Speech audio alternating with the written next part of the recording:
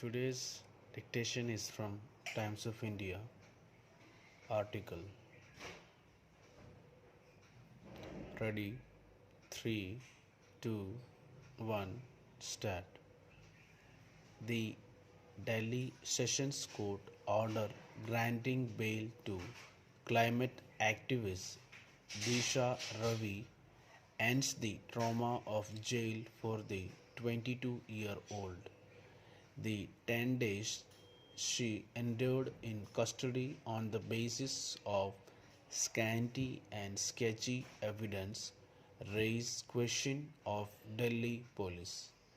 It struggled to present any evidence in court that could link Disha to the public day violence or make a cogent case for saying that Disha's actions were tantamount to inciting violence.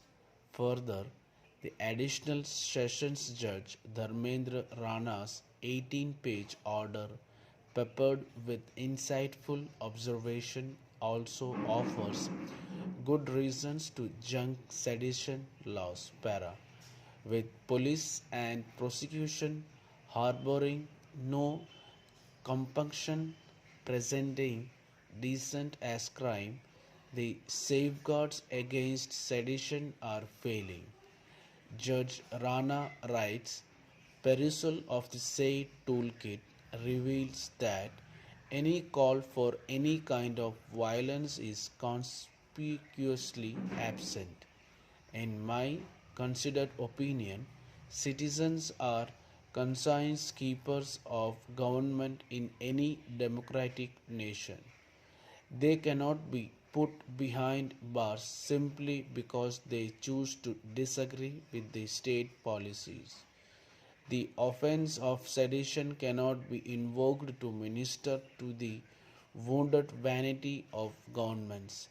By invoking sedition indiscriminately, including against idealistic young activists, government harms its own moral authority. Para. On Disha collaborating with Greta Thunberg and Canadian pro Khalistani activist Mo Daliwal, the judge noted that India's 5,000 year civilization was never averse to ideas from varied quarters. In my considered opinion, the freedom of speech and expression includes the right to seek a global audience. There are no geographical barriers on communication, said Rana, quoting the Rig Veda words. Let noble thoughts come to me from all directions. Indeed, youngsters like Disha taking up activism and living this Rig Vedic ideal, isn't it surprising? Cataclysmic climate change knows no national borders and will impact young people the most. Para. Judge Rana's concern over the further restricting visas liberty on the basis of propitious anticipation speaks to recent cases of prolonged incarceration on tenuous grounds. Supreme Court's observation in the bail hearing of DHFL promoters Kapil and Dheeraj Wadhwan that agencies are satisfied with keeping people behind bars for some days instead of fast trial and conviction also points to rapt priorities.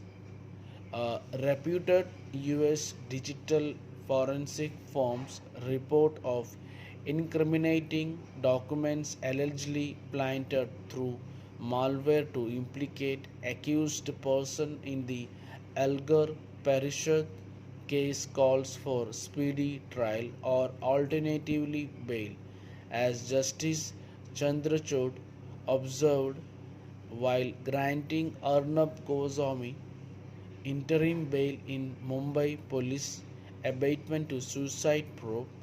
Liberty survives by the vigilance of our citizens on a cacophony of the media in the dusty corridors of courts alive to the rule of in bracket and not by bracket close law.